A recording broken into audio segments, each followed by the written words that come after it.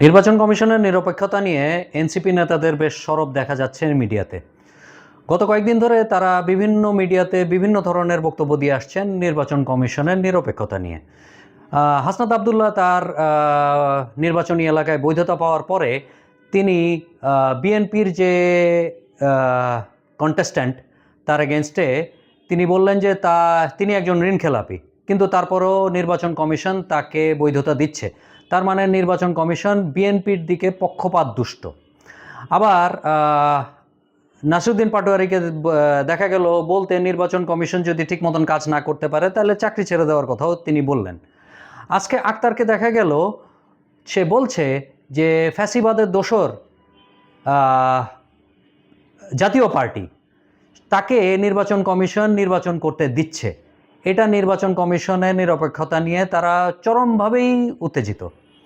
কিন্তু এই ঘটনাটা যদি 6 মাস আগে ঘটতো, অর্থাৎ হাসনাত আবদুল্লাহ যদি বলতো একজন ঋণখেলাপিকে কেন ইলেকশন করতে দেওয়া হচ্ছে, অথবা জাতীয় পার্টি কিভাবে ইলেকশন করে, সেই ক্ষেত্রে তারা তো মোটামুটি নির্বাচন কমিশনে গিয়ে ওইটা জ্বালায় পোড়ায় দেওয়ার মতো অবস্থায় চলে যাওয়ার কথা ছিল। কিন্তু এই মুহূর্তে তাদের গলা এত নমনীয় কেন? শুধুমাত্র প্রেসের সামনে এসে তারা কমপ্লেনটা রুজু করছে মনে হচ্ছে। এটার কারণটা কি? এটার কারণটা কি তারা বুঝে গেছে যে এই সরকার তাদেরকে আর সাপোর্ট করবে না?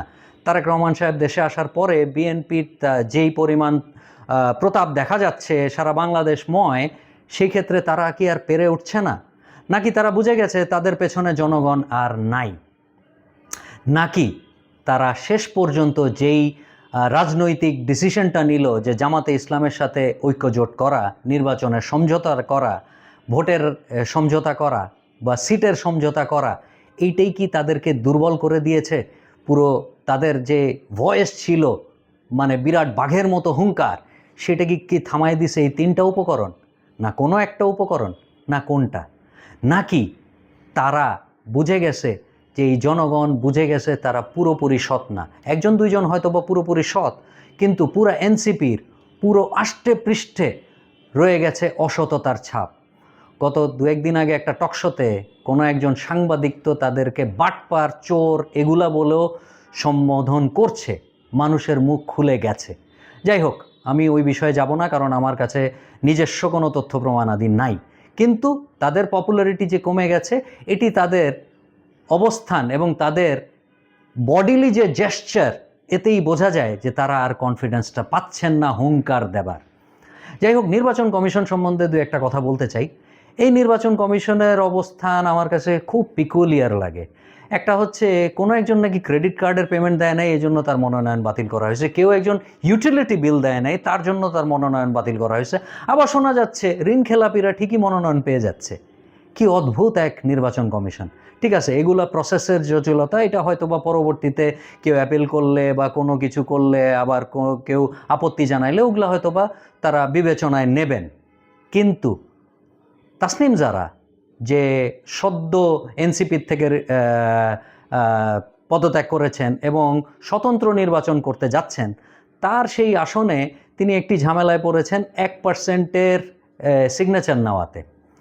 আমার কাছে এই 1%-এর সিগনেচার নেওয়ার প্রসেসটাকেই খুব আপত্তিজনক মনে হয়েছে। আপত্তিজনক এইটার কারণটা হচ্ছে, আমি একটু ব্যবসায়িক ইয়েতে এটাকে ব্যাখ্যা করি।